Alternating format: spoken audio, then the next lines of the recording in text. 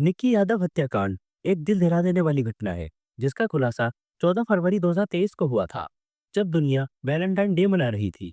इस घटना ने लोगों को श्रद्धा आफ्ताब मामले की याद दिला दी, क्योंकि इसमें भी लाश को फ्रिज में छुपाया गया था। निक्की यादव हरियाणा के झज्जर के खीरी कुमार गांव के रहने वाली थी। उनके पिता सुनील यादव गुरुग्राम में मोटर रिपेयर का काम करते थे। निक्की अपने 3 बहन भाइयों में सबसे बड़ी थी। उन्होंने अपनी शुरुआती पढ़ाई झज्जर में ही की और फिर आगे की पढ़ाई के लिए दिल्ली आ गई। 2018 के आसपास निक्की ने दिल्ली के उत्तम नगर में एक कोचिंग संस्थान में मेडिकल एंट्रेंस टेस्ट नीट की तैयारी शुरू की। वहीं साहिल गहलोत दिल्ली के नजफगढ़ का रहने वाला था और वह भी उत्तम नगर के कोचिंग सेंटर में एसएससी परीक्षा की तैयारी कर रहा था। साहिल और निक्की की मुलाकात रोज एक ही बस में आते जाते हुई। पहले दोनों के बीच दोस्ती हुई और फिर धीरे धीरे उनकी दोस्ती प्यार में बदल गई। कुछ खबरों के अनुसार प्यार में पड़ने के बाद दोनों कथित तौर पर एक ही अपार्टमेंट में लिव इन रिलेशनशिप में रहने लगे। हालांकि निक्की के पिता ने इस बात को खारिज किया और कहा कि निक्की अपनी छोटी बहन के साथ दिल्ली के बिंदापुर इलाके में एक किराए के घर में रहती थी। कोरोना लॉकडाउन के बाद दोनों अपने अपने गांव चले गए और लॉकडाउन खुलने के बाद वापस साथ रहने लगे। अब दोनों अपने अपने एंट्रेंस एग्जाम में फेल हो जाते हैं और फिर वह दोनों ग्रेटर नोएडा के Galgotia college of engineering and technology में एडमिशन लेने का फैसला करते हैं। निक्की ने इंग्लिश ऑनर्स के साथ मास्टर ऑफ आर्ट्स में एडमिशन लिया और वहीं साहिल ने फार्मेसी कोर्स में एडमिशन लिया। पुलिस के खुलासे के अनुसार निक्की और साहिल ने 1 अक्टूबर 2020 को ग्रेटर नोएडा के आर्य समाज मंदिर में रीति रिवाजों के साथ शादी कर ली थी। यह बात तब सामने आई जब पुलिस को निक्की के कमरे से उनकी शादी की तस्वीरें और सर्टिफिकेट मिले, जिसकी पुष्टि मंदिर के रिकॉर्ड बुक में भी हुई। दोनों ने अपनी मर्जी से शादी की थी, लेकिन उन्होंने अपने परिवार वालों से इसे छुपाए रखा था। समय के साथ साहिल के परिवार वाले उस पर शादी का दबाव बनाने लगे। जब दबाव बहुत बढ़ गया तो साहिल ने अपने परिवार को निक्की से शादी के बारे में बताया। इसके बाद साहिल के परिवार वालों ने उससे कहा कि जितनी जल्दी हो सके निक्की से पीछे छुड़ाओ और उनकी पसंद की लड़की से शादी कर लो। अब साहिल भी अपने परिवार वालों के साथ मिलकर निक्की को रास्ते से हटाने की योजना बनाने लगा। 9 फरवरी 2023 को साहिल की सगाई उसके परिवार की पसंद की लड़की से बड़े धूमधाम से हुई। उसी रात करीब 1:30 बजे साहिल निक्की यादव के अपार्टमेंट पहुंचा और वहां 2-3 घंटे रुका। सीसीटीवी फुटेज से इसका खुलासा हुआ। वहीं पर उसने निक्की के साथ गोवा जाने का प्लान बनाया।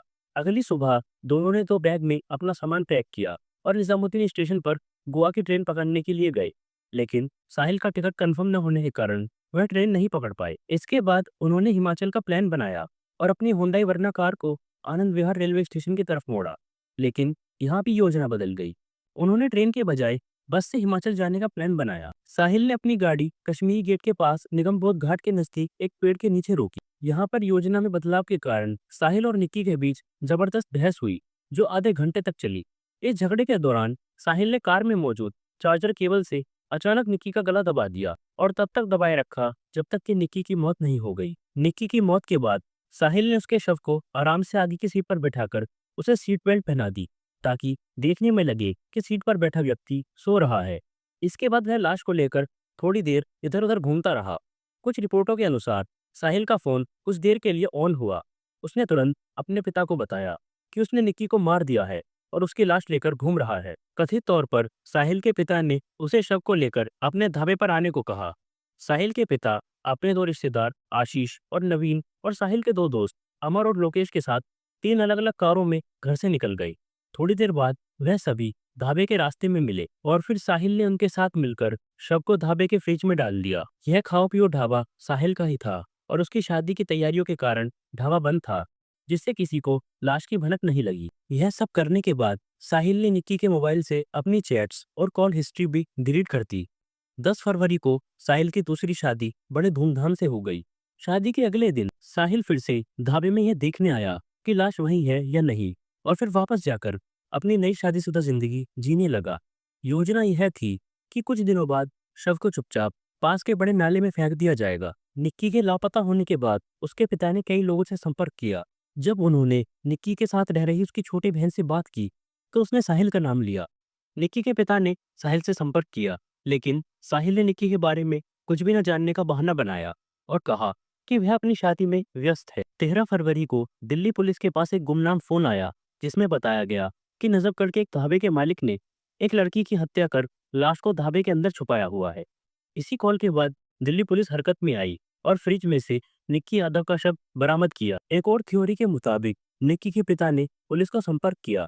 पुलिस ने साहिल से पूछताछ की और जब साहिल कोई स्पष्ट जवाब नहीं दे पाया तो पुलिस ने सख्ती से पूछताछ की, जिसके बाद साहिल ने सब सच बताते हुए पुलिस को ढाबे तक ले गया और वहां से पुलिस ने निक्की का शव बरामद किया। झगड़े की एक और वजह यह भी थी कि जब साहिल की शादी तय हो गई तो निक्की को इसकी जानकारी एक कॉमन फ्रेंड के जरिए मिली।